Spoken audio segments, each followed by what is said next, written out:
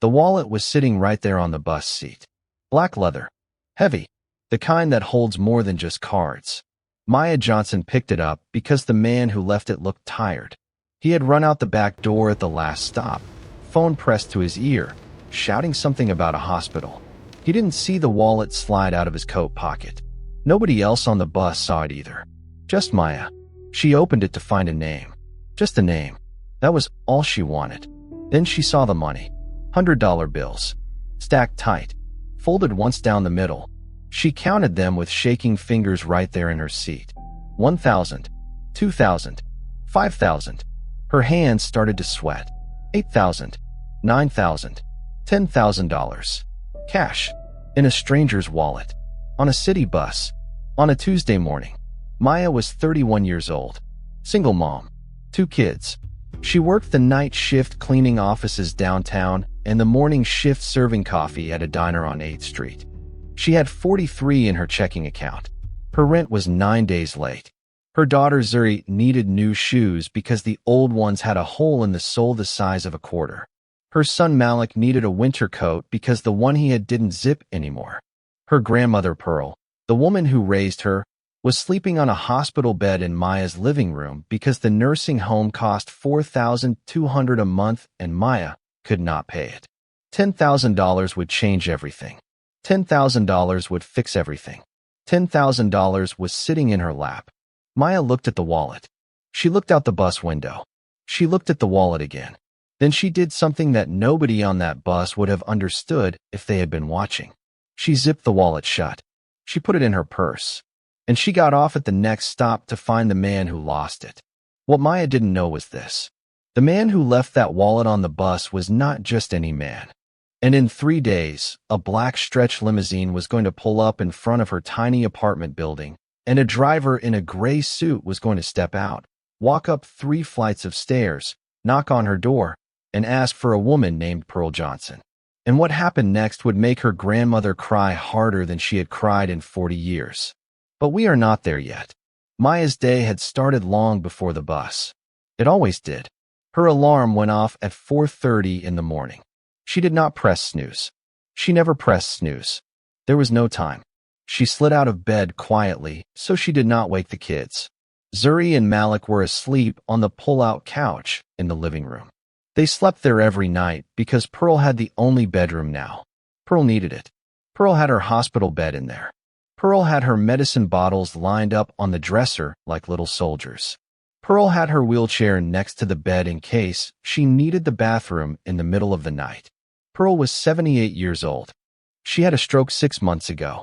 It happened on a Sunday morning while she was making pancakes. Maya had been at work. Zuri had been the one who called 911. An 8-year-old girl had called the ambulance and saved her great-grandmother's life. Maya thought about that every single day. Pearl could walk a little now. Slow steps. With a cane. But she got tired fast. She needed help with most things. She needed someone there. So Maya was there. Maya was always there. Pearl had raised Maya. Maya's mother died when Maya was 9 years old. An asthma attack in a waiting room at a free clinic. The clinic was busy. The clinic was understaffed. Nobody saw her for 4 hours. By the time a doctor finally came to her, she was already gone. She was 28 years old. After that, Pearl took Maya in. Pearl cleaned houses for white families in nice neighborhoods. Pearl made dinner every night. Pearl helped with homework. Pearl never raised her voice. Pearl never let Maya feel like she was a burden. Pearl told her every single day, "God's watching, baby." Always. That was Pearl's whole religion right there. God's watching, baby. Always. Maya tiptoed to the kitchen. She made coffee in a pot that was older than she was. She drank it black because milk cost money. She made oatmeal for the kids and left it covered on the stove with a note that said, "Eat this. I love you. Be good for Grandma Pearl." She kissed Zuri's forehead. She kissed Malik's forehead. She wheeled herself into Pearl's room. Pearl was already awake. Pearl was always already awake. She said she did not sleep much anymore. She said old people slept different. Going to work, Grandma. 2 jobs today, baby. 2 jobs today. Pearl reached up with her shaky hand and touched Maya's cheek. "God's watching, baby. Always." "I know, Grandma." You hear me, Maya? Always. I hear you. Maya kissed her forehead and grabbed her bag. She stepped over the eviction notice that was taped to her front door.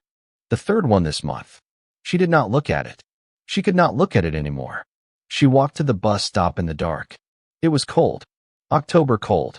The kind of cold that gets into your bones and reminds you that winter is coming and your son still does not have a coat that zips. The 6:14 bus came at 6:17. It was almost always 3 minutes late. Maya climbed on. She showed her bus pass to the driver. She walked to the back. She sat in her usual seat by the window.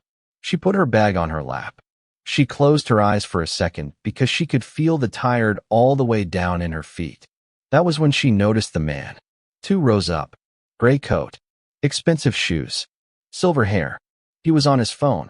His voice was low, but Maya could hear pieces of what he was saying. How bad is it? Which hospital?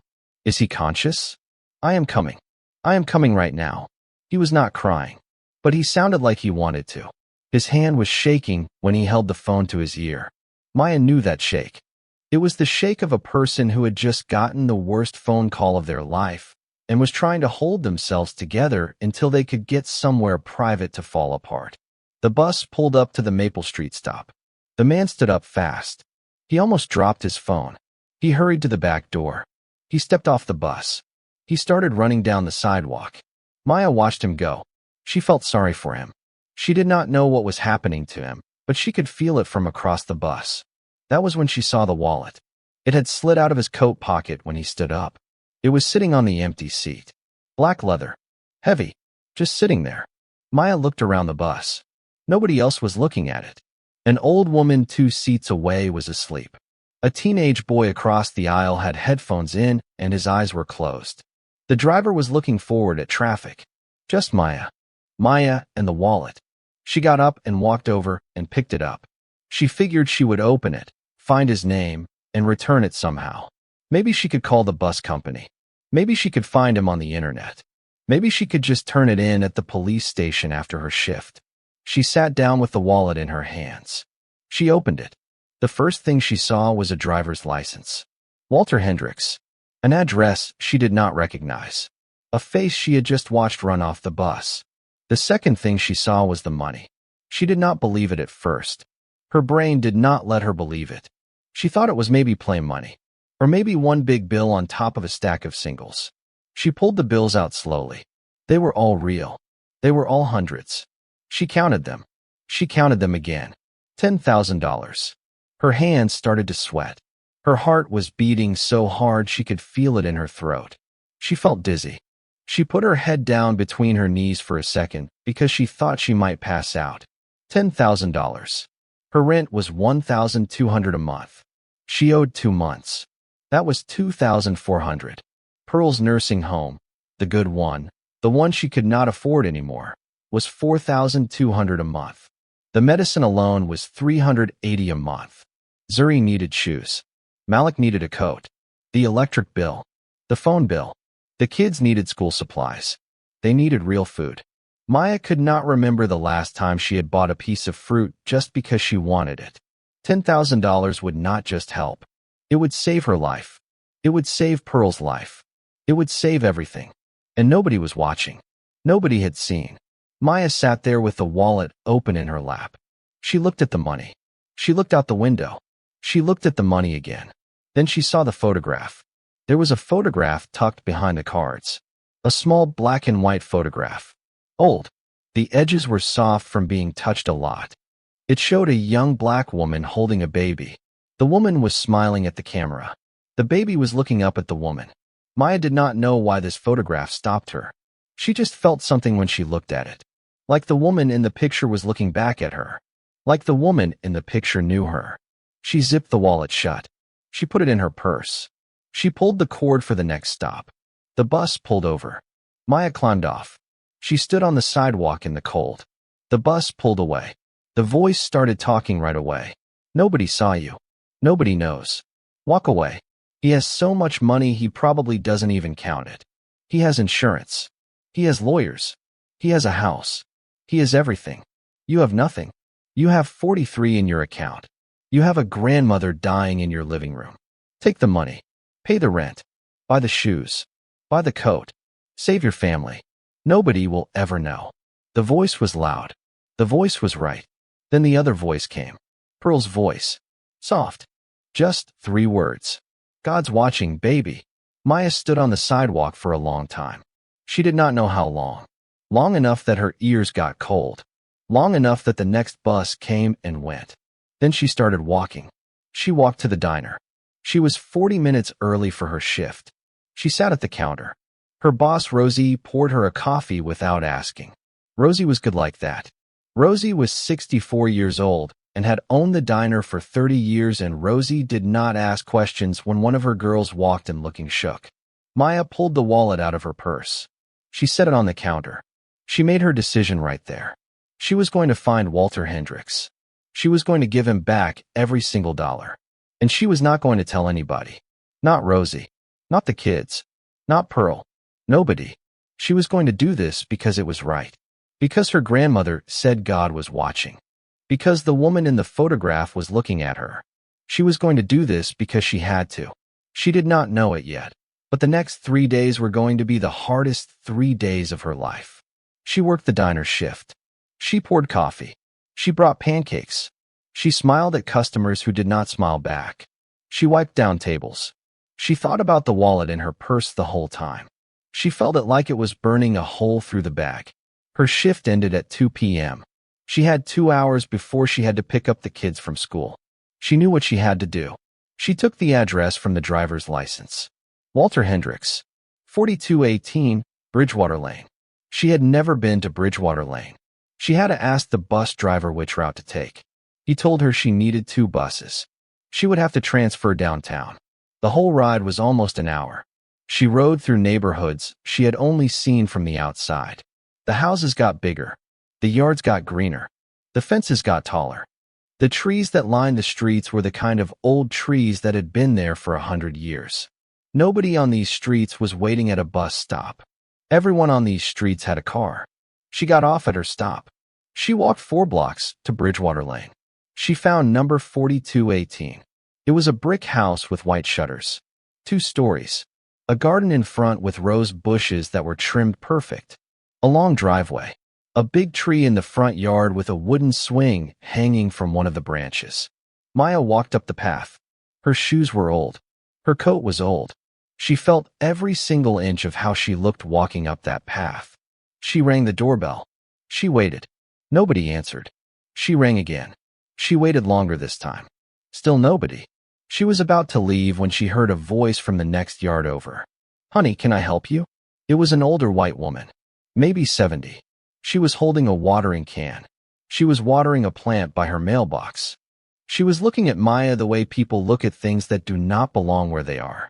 Maya turned and tried to smile. "I am looking for Mr. Hendricks." The woman's eyes went to Maya's purse. Maya saw it happen. The eyes flicked down, then back up. The woman's whole body got a little tighter. "He is not home, honey. They are at the hospital. Their grandson was in an accident." "Which hospital, please?" The woman did not answer right away. She was deciding something. Maya could see her deciding it. Maya understood. A young black woman in old clothes standing on Walter Hendricks's front step asking which hospital his family was at. Maya understood what the woman was thinking. Maya did the only thing she could think of. She opened her purse. She took out the wallet. She held it up so the woman could see it. "He left this on the bus this morning. I just want to give it back to him." The woman's face changed. Slow. The tightness in her body let go. Something else came into her eyes. Maya knew that look too. Maya had seen it 100 times. It was the look of a person who realized they had just thought something ugly about somebody who did not deserve it. "Oh," the woman said. "Oh, honey. Which hospital?" "St. Vincent's. Up on Henderson Avenue. The boy is in intensive care." "Thank you." Maya turned to leave. The woman called out, "Honey, what is your name?" "Maya." "Maya, that is a real Christian thing you are doing." Maya did not answer. She just walked back to the bus stop. She did not feel like a Christian. She felt like a woman who was tired and trying to get to her grandbabies before the school closed. She rode 2 buses home. She got to the school at 3:14. Zuri ran up and hugged her. Malik ran up and hugged her. They walked home together. Malik told her about a frog he saw on the playground. Zuri told her she got an A on her spelling test. Maya listened to every word. She tried very hard to listen to every word. She made dinner. Rice. Beans. The last of the chicken from Sunday. Pearl ate in her bed. The kids ate at the small table in the kitchen. Maya ate standing up at the counter because there were only 3 chairs. After dinner, after homework, after she put the kids to bed on the couch, Maya sat on the floor next to Pearl's hospital bed. Pearl was reading her Bible. The same Bible she had been reading for 50 years. The pages were soft like cloth. Grandma. Did you ever find money that did not belong to you? Pearl looked at her over the top of her reading glasses. She did not answer for a long time. Then she said, "Why you asking, baby?" Just thinking. Pearl turned a page in her Bible. When I was 22 years old, I was cleaning a house for a family up on Cherry Hill. The mother of the house left a diamond ring on the bathroom counter. Diamond about the size of my pinky nail. I went in to clean the bathroom, and there it was. What did you do? I put it on the kitchen table where she would see it when she came home. Then I cleaned the rest of the house. What did she say? She did not say nothing. She did not even thank me. She just put it on her finger and walked out of the room. That is not fair, Grandma. Pearl smiled a small smile. Baby, the right thing is not about whether anybody thanks you. The right thing is about whether you can look at yourself in the mirror tomorrow morning. You hear me? I hear you. You sure you just thinking? I am sure. Pearl looked at her for a long time. Then she went back to reading her Bible. Maya kissed her grandmother's forehead. She got up. She went to work. She cleaned the Brennan Tower office building from 10 p.m. to 4 a.m. 22 floors. She vacuumed. She emptied trash cans. She wiped down conference room tables. She scrubbed bathroom sinks. Her bag was in the supply closet on the 14th floor. The wallet was inside the bag. She thought about it the whole night. At 4 a.m. she clocked out. She rode the bus home in the dark. The sky was just starting to turn gray. She slept for 2 hours. She got up. She made breakfast for the kids. She got them ready for school. She walked them to the bus stop. She watched them climb on. She waved until the bus was out of sight. Then she went to the hospital. St. Vincent's was a big white building on Henderson Avenue. Maya had been there once before, when Pearl had her stroke. She knew the smell of the lobby, bleach and coffee, and old flowers. She walked up to the information desk. A woman behind the desk looked up. I am looking for the Hendricks family. Their grandson was in an accident. The woman looked at Maya. She saw the cleaning uniform, the tired eyes, the cheap purse. Are you family? No, ma'am. I have something that belongs to Mr. Hendricks. What is it? Maya could not say $10,000 out loud at a hospital information desk. She could not.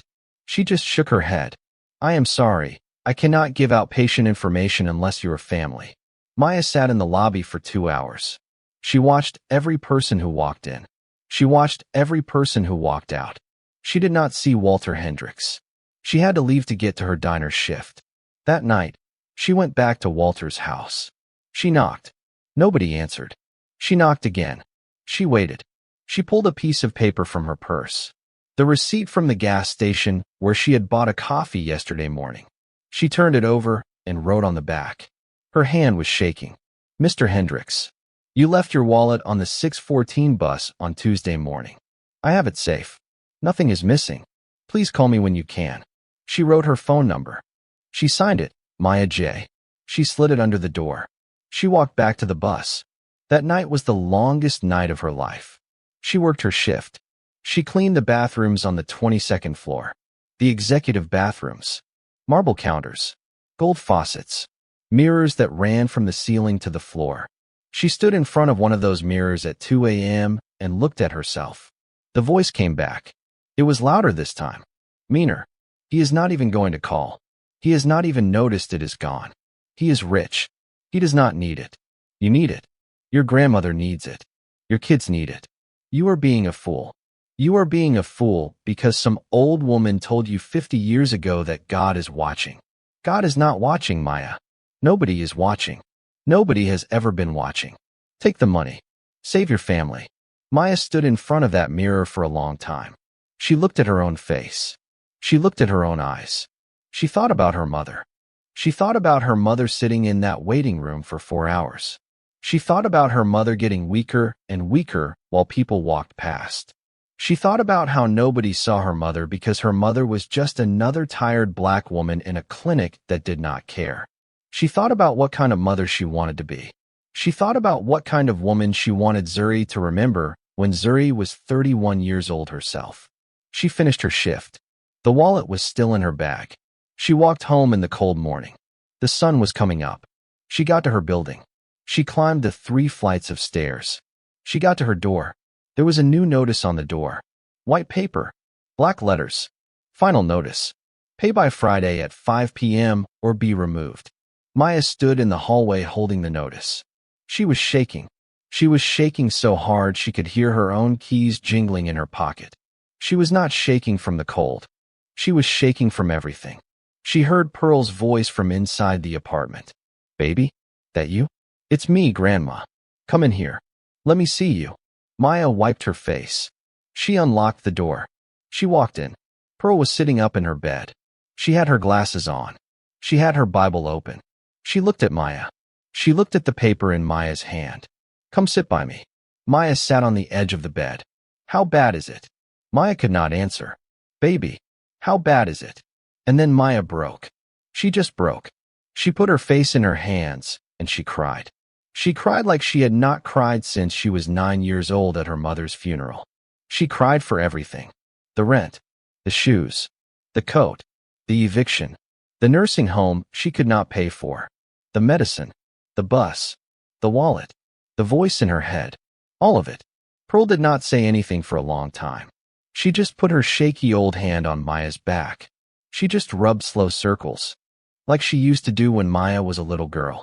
When Maya could finally breathe again, she told Pearl about the rent, about the eviction, about being late on every bill, about not being able to afford the good nursing home anymore, which was why Pearl was here at home instead of in proper care, about feeling like she was failing at every single thing. She did not tell Pearl about the wallet. Pearl listened to all of it. Then she took Maya's chin in her hand and lifted it up so Maya was looking at her. "Baby, you listen to me. The Lord did not bring us this far to let us drown. You hear me? Grandma, you hear me, Maya? I hear you. You stand up. You go to work. You do what is right. The right thing always comes back. Always. You may not see it today. You may not see it tomorrow. But it comes back. It always comes back. You hear me? I hear you. Now go wash your face. The babies are going to wake up soon." Maya washed her face. She made breakfast. She got the kids ready for school. She walked them to the bus stop. She went to work at the diner. She was pouring coffee for Mr. Riley, who came in every morning at 11:30 and ordered the same thing, eggs over medium and a side of bacon. Her phone buzzed in her apron pocket. Unknown number. She walked to the back of the diner. She answered it. "Hello?" A man's voice. Tired. Older. "Is this Maya?" "Yes." "Maya, my name is Walter Hendricks. You left a note at my house." Maya's heart stopped. Her hand on the phone went numb. "Yes, sir. I just found your note. I just got home from the hospital. I have been there for 3 days. My grandson was hit by a car. He is going to live, but it has been very bad. I did not even know my wallet was gone. I have not thought about money for 3 days. I am so sorry about your grandson, sir." "Thank you." Walter's voice cracked. He cleared his throat. "Maya, you have my wallet?" "Yes, sir. I have it. Every dollar." He was quiet for a long moment. "Can you meet me tomorrow morning?" "My house. 10 a.m.? "Yes, sir. I will see you then." He hung up. Maya stood in the back of the diner, holding the phone. Her hands were shaking. Rosie walked past and looked at her. "You okay, baby?" "I am okay, Rosie." "You sure?" "I think I am about to be okay." Maya finished her shift. She walked home. She made dinner. She put the kids to bed. She skipped her night shift for the first time in 2 years. She called her supervisor and said she had a family emergency. She needed to sleep. She needed to be ready. She slept for 6 hours. The first 6 hours she had slept in a row in maybe 2 months. She got up at 6 a.m. She ironed her best blouse. White. Cotton. She had owned it for 6 years. She ironed it 3 times to make sure there were no wrinkles. She put on her one pair of dress pants. She brushed her hair. She put on a little lipstick. She made breakfast for the kids. She got them ready. She walked them to the bus stop. She went back inside. She kissed Pearl on the forehead. Pearl looked up at her. Pearl saw the blouse. Pearl saw the lipstick. Today is the day, isn't it, baby? Maya did not know how Pearl knew. Pearl always knew. Maya just nodded. Go on, baby. God's watching. Always. Maya took the wallet out of the drawer where she had hidden it. She put it in her purse. She left. She took the 2 buses across the city. She got to Bridgewater Lane at 9:30 a.m. She was 30 minutes early. She walked around the block 3 times. She tried to slow her breathing. She tried to slow her heart. Neither of them would slow down. At 9:58 a.m., she walked up the path to 4218 Bridgewater Lane. She rang the doorbell. The door opened. Walter Hendricks was older than she remembered from the bus. He had silver hair. He had kind eyes. He had big bags under his eyes from 3 days of no sleep. Behind him was a woman about the same age. Eleanor, his wife. She had the same bags under her eyes. She gave Maya a small, tired smile. Maya, please come in. She walked inside. The house was beautiful, but not showy. The furniture was old, comfortable. The walls were covered with family photographs. Christmas mornings, beach trips, graduations. There was one photograph that stopped her in the hallway.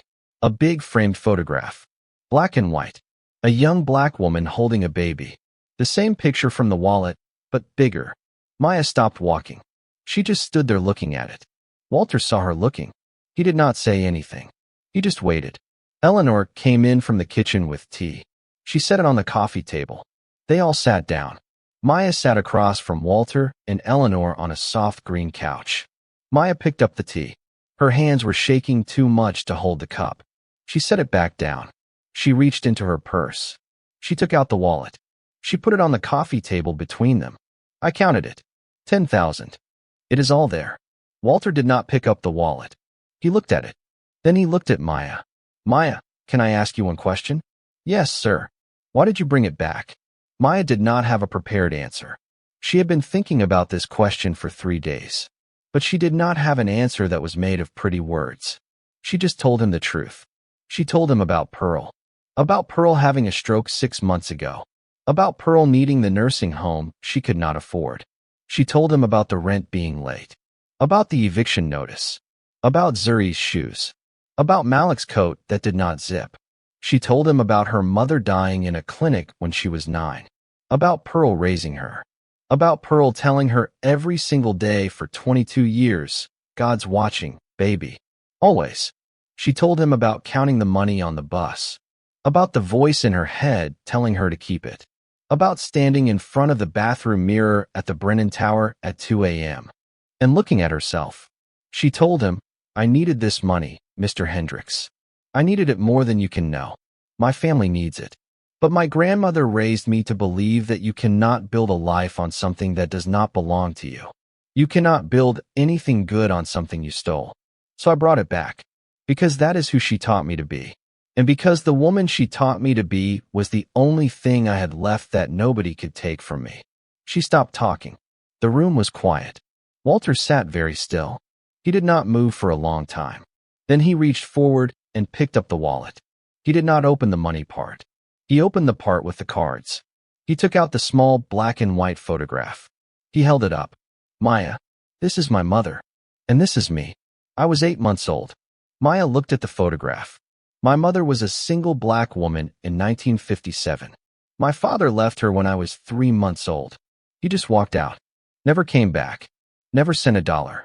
She raised me alone. Walter set the photograph on the coffee table between them.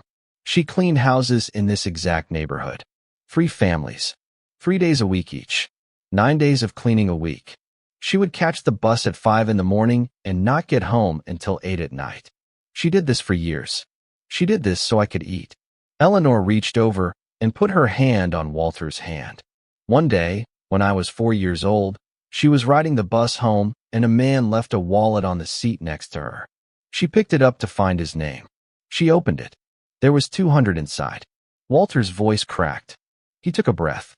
In 1957, 200 was a fortune. That was 4 months of rent. That was food for a year. That was a coat for me. That was new shoes. That was a Christmas.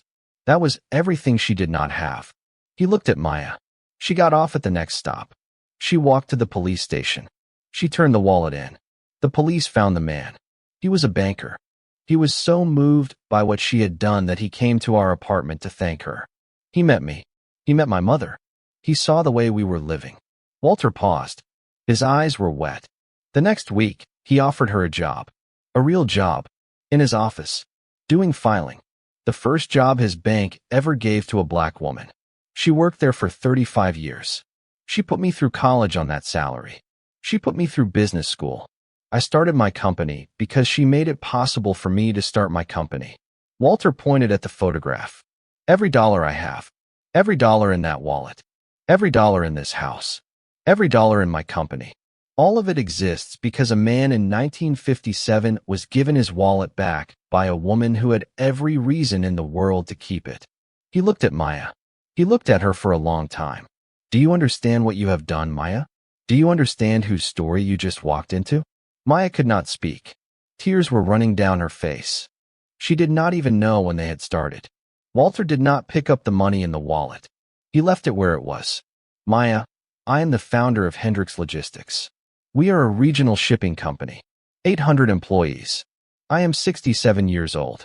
I am going to retire in 3 years. Yes, sir. I want to pay your rent. I want to clear what you owe. I want to pay for your grandmother to be moved to the best assisted living facility in this city. The one with the garden. The one with the windows. The one where she will have a nurse who knows her name. I want to set up a college fund for your children. I want to offer you a full-time position in my company. Administrative office. $58,000 a year to start. Health insurance for the whole family. Paid time off. Maya was shaking her head. She was shaking it hard. Mr. Hendricks. No, sir. I did not come here for that. I did not bring this back so you would give me anything. I brought it back because it was right. That is all. Walter smiled. A small tired smile. Maya, I know. That is exactly why I am offering. If you had asked for it, I would not give it. But you did not ask. You did not even hint. You sat on this couch and told me you did not want it. That is exactly why you are getting it. Eleanor leaned forward and took Maya's hand. Honey, you do not have to decide right now. But please, let us help you. The way someone helped Walter's mother. Let the story keep going. Maya could not speak. She could only cry. She cried with her hands in her face and her shoulders shaking. Walter and Eleanor did not rush her. They just sat there with her until she could breathe again. When she could finally talk, she said, I have to go home and tell my grandmother. Of course you do, Walter said. She walked out of that house in a daze. She rode the bus home. She did not feel her feet on the ground. She kept touching her own arm to make sure she was real. She did not tell Pearl that night. She wanted to make sure it was real first. She wanted to wait. Friday morning at 9 a.m., there was a knock on her door. Maya answered it. A man in a suit was standing there. He had a leather folder. He was from a property management company. Ms. Johnson? Yes. Your rent has been paid. 3 months in advance. The eviction is canceled. We have a letter for you from Mr. Walter Hendricks. He handed her the letter. He tipped his hat. He walked away. Maya stood in the doorway holding the letter. She slid down the door frame until she was sitting on the floor of her own hallway. She cried again. The kids came running out of the kitchen. Zuri sat down next to her. Malik climbed into her lap. Mama, what is wrong? Nothing, baby. Nothing is wrong. Everything is right. Everything is right for once. Saturday morning at 10 a.m., Maya was in the kitchen making pancakes. Pearl was sitting up in her bed reading the newspaper. The kids were watching cartoons.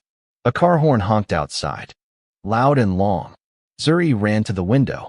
Mama, Mama, there is a giant black car outside. It is so long. Maya walked to the window. She looked down. A black stretch limousine, parked in front of her building. A driver in a gray suit was standing next to it. He was looking up at her window. He had a big envelope in one hand and a bouquet of white roses in the other. He walked into the building. Maya could hear him climbing the stairs. 3 flights. His footsteps were heavy and slow. He knocked on her door. Maya opened it. "Ma'am, my name is James. I have been sent by Mr. Walter Hendricks. I am looking for a Ms. Pearl Johnson. That is my grandmother. May I see her, please? I have something to deliver." Maya wheeled Pearl out to the living room. Pearl was confused. She kept asking Maya what was happening. Maya did not know what to say. She just kept saying, "Just listen, Grandma. Just listen." James the driver stood in the middle of the small living room. He looked too big for the space. The flowers looked too big. The whole moment looked too big. He handed the roses to Pearl. Pearl took them with her shaky hands. She looked at them like they were not real. "Ma'am, Mr. Hendricks asked me to read you this letter personally, if you will allow it." Pearl looked at Maya. Maya nodded. Pearl looked back at James. "Go on, son." James opened the envelope. He took out a letter. He cleared his throat. He started reading. "Ms. Pearl Johnson, my name is Walter Hendricks. I do not know you, but I owe you everything." Pearl was sitting very still. "On Tuesday morning, your granddaughter Maya found my wallet on a bus. There was $10,000 in it. She did not know me. She did not owe me anything. She had every reason in the world to keep that money. She did not. She spent 3 days trying to find me to give it back. When she did, she told me about you. She told me that you raised her. She told me that you taught her that you cannot build a life on something that does not belong to you. She told me that you told her every single day, 'God's watching, baby. Always.'" Pearl made a sound. A small soft sound. Like a sob trying to come up, but not quite getting there yet. James kept reading. "Ms. Johnson, in 1957, a woman like you raised a son like me. My mother. She was a single black woman who cleaned houses. She found a wallet on a bus when I was 4 years old. She returned it. Her honesty changed my life. It changed my mother's life.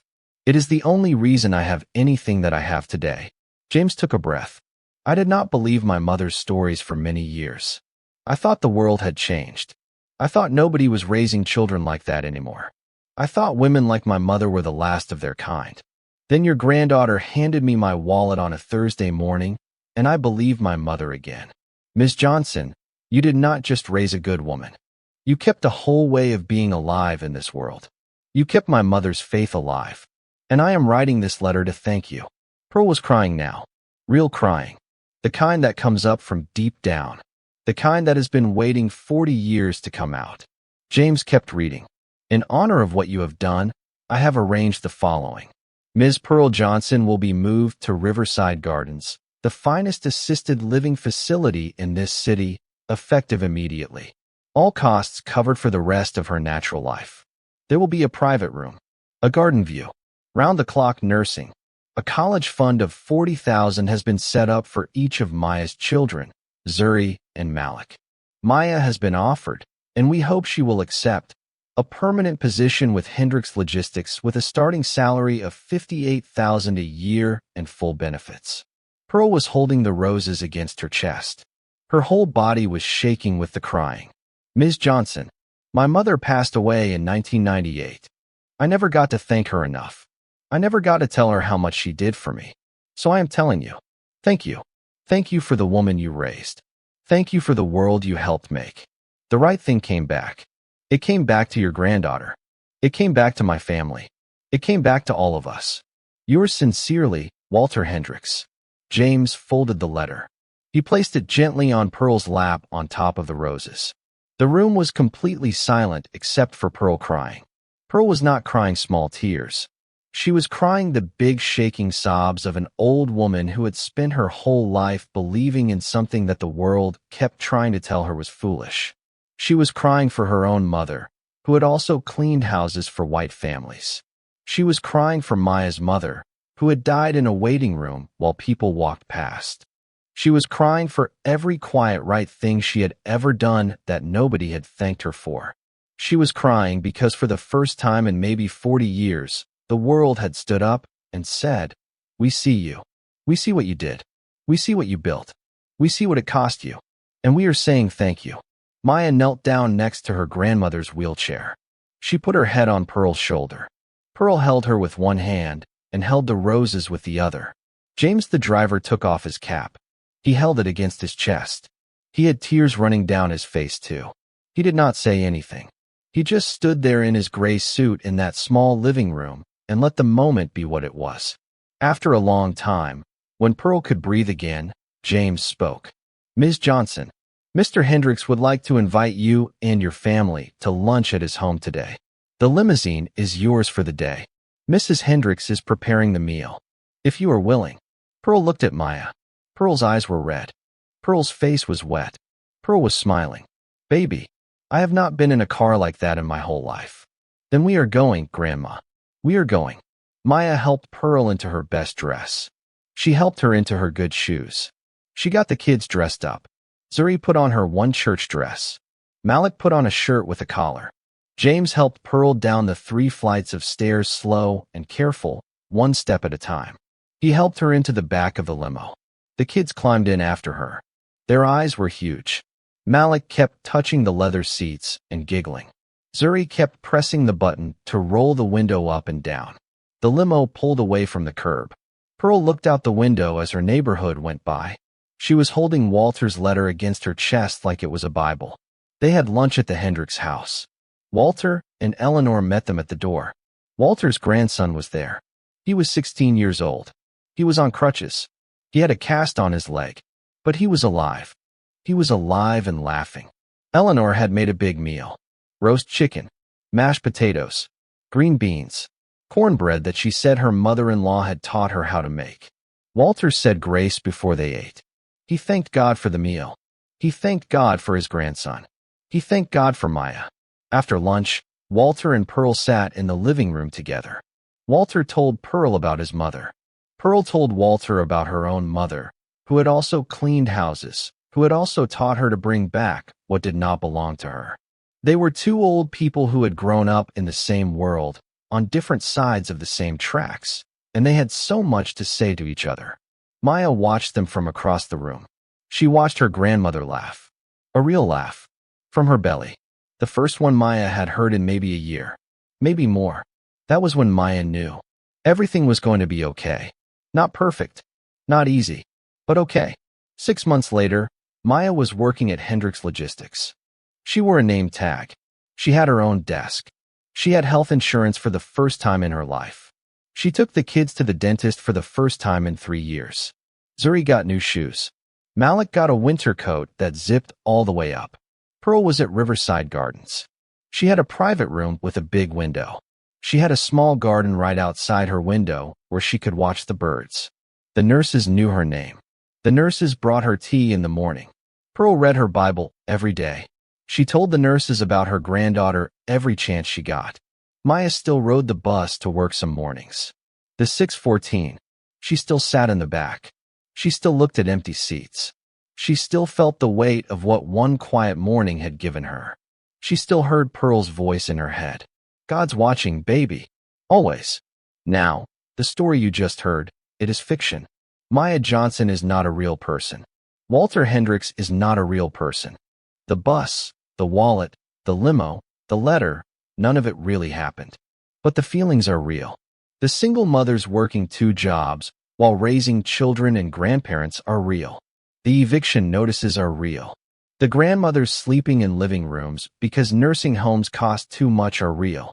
The wallets left on buses are real. The choices people make in the back of those buses are real. And the question is real too. The question is always real. What would you have done if you sat down on a bus tomorrow morning and there was a wallet next to you with $10,000 in it? What would you do? Nobody would know. Nobody would see. You could pay your rent. You could fix your car. You could buy your kids the things they need. You could change your whole life with one quiet decision. But what would you teach your daughter to do? What would you want your son to remember about you when you are gone? That is the only question that ever really matters. Maya Johnson did not get a limo and a job because she was lucky. She did not get those things because the universe owed her one. She got those things because of who her grandmother was. And her grandmother got to be that woman because of who her own mother was. And it goes back, and back, and back. A long line of quiet women doing the right thing when nobody was watching.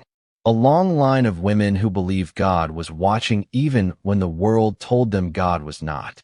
The right thing always comes back. Sometimes it comes back in a wallet. Sometimes it comes back in a limo. Sometimes it comes back as a letter that makes your grandmother cry harder than she has cried in 40 years. Sometimes it just comes back as a quiet voice in your head, late at night, telling you that you did good today. But it always comes back. So I am going to ask you to do 3 things. Like this video, because it tells me you want to see more stories like this one. Share it with someone who needs to hear it. Maybe a single mom you know. Maybe a grandmother. Maybe someone who is having a hard week. And subscribe, because next week we are telling another story. Another story the world needs to hear. And one more thing. The next time you find something that is not yours, even if it is just $1 on the sidewalk, even if it is just a phone left on a table, even if nobody is watching, do the right thing. Do it because somebody taught you to. Do it because somebody is going to remember you for it one day. Do it because God's watching, baby. Always.